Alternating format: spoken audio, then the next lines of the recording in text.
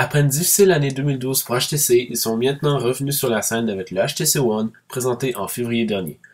L'appareil est leur dernière chance dans le marché de la mobilité. Ici Chris pour Fire Digital. Je vous présente la review du HTC One.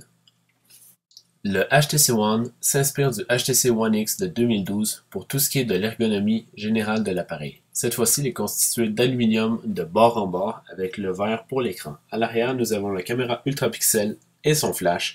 Sur le haut, nous avons un port infrarouge avec le bouton d'allumage et un port jack. Sur le dessous, nous avons le port micro USB que voici avec un microphone. Sur l'avant, nous avons l'écran de 4.7 pouces 1080p avec la caméra frontale, les capteurs et bien évidemment les fameux Boom Sound que voici. Donc nous avons deux haut-parleurs frontaux qui diffusent du son en stéréo, sont excellents, donc excellent appareil physique.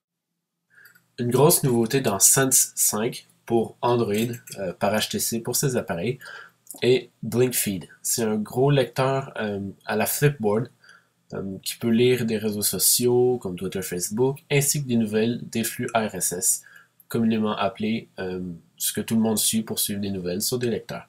Donc, sur le bas, bouton retour, bouton home qui sert aussi de bouton pour Google Now et le multitâche. Donc, on va tout de suite regarder le fameux écran du HTC One. Donc, c'est un écran 1920 par 1080 de type Super LCD 3. Les couleurs sont vives, sont belles. C'est un écran très bien réussi, probablement un des meilleurs jamais conçus dans le monde de la mobilité. Les couleurs sont très précises, les angles sont excellents, on n'a pas de sursaturation, les blancs sont très beaux, très clairs, très vifs. C'est un écran de très grande qualité. Pour la suite, dans le logiciel, on tourne Android 4.1.2, ce qui est un peu décevant, étant donné qu'on est à une semaine d'Android 4.3. Donc, il y a un petit peu de retard de HTC, on n'a toujours pas de date pour la nouvelle version d'Android. Donc, voici le menu multitâche pour le HTC One. C'est un menu retouché d'Android de base, donc Android Vanille sur le Nexus 4. C'est très beau quand même, très efficace, très fonctionnel. Donc, on peut voir tout de suite quelques petites applications qui s'ouvrent quand même très rapidement. Donc, c'est un excellent appareil niveau performance générale. On a Twitter ici qui s'ouvre très bien. En même temps, c'est pas une très grosse application, mais c'est tout de même cool de voir ça s'ouvrir de cette façon. Maintenant, on va faire un petit test et on va aller sur The Verge pour montrer un peu la navigation sur Google Chrome, de quel genre d'expérience on doit s'attendre. Donc là, on est sur le site mobile. On va aller charger le site complet, parce que le site mobile ne fait pas justice, étant donné que tous les appareils chargent rapidement les sites mobiles. Donc là, on est sur le site complet, on est en HSPA+, donc pas de Wi-Fi, et on est sur le réseau de TELUS. Donc, voici un petit peu, vous pouvez voir la vitesse par laquelle on peut dérouler. C'est très rapide, beaucoup plus rapide que par exemple le Sony Xperia ZL.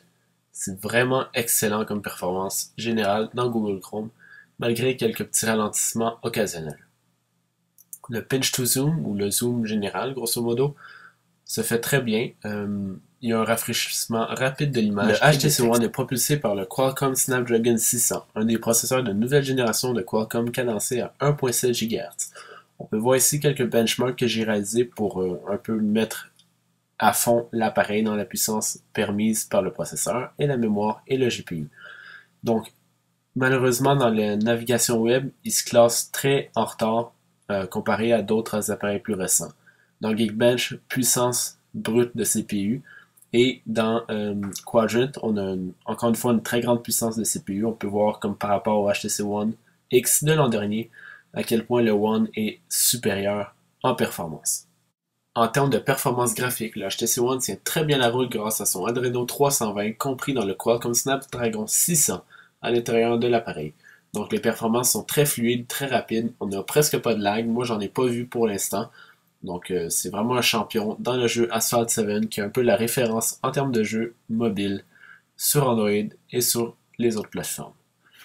Donc encore une fois quelques petites applications pour montrer comment elles s'ouvrent et se ferment dans la rapidité. Donc quelque chose de très rapide encore une fois. Donc ici on a un menu économisateur d'énergie dans la barre de notification qui permet d'économiser de l'énergie en temps voulu, donc en coupant certaines fonctions automatiquement lorsque la batterie est de faible niveau. Donc, on va tout de suite passer à la caméra ultra pixel de HTC. Donc, c'est 4 mégapixels qui capturent beaucoup plus de luminosité. On parle de 300% plus de luminosité que les autres appareils. Donc, le déclencheur est très rapide. Très rapide. On peut faire multiples prises de photos. Je vais aussi prendre des vidéos pour montrer la qualité HDR et la qualité d'enregistrement régulière des photos. Pour conclure, j'aimerais dire que le HTC One est probablement le meilleur appareil Android jamais conçu. Il a le meilleur écran, le meilleur design, caméra excellente dans les zones de faible éclairage. Il a des performances époustouflantes grâce au Qualcomm Snapdragon 600, très puissant processeur. Il contient 32 Go de mémoire en partant dans le modèle de base. Donc c'est un appareil excellent, une autonomie relativement bonne aussi, mais l'autonomie négative ne peut pas gâcher l'appareil que c'est. C'est vraiment un appareil phénoménal. Je lui donne un 9 sur 10.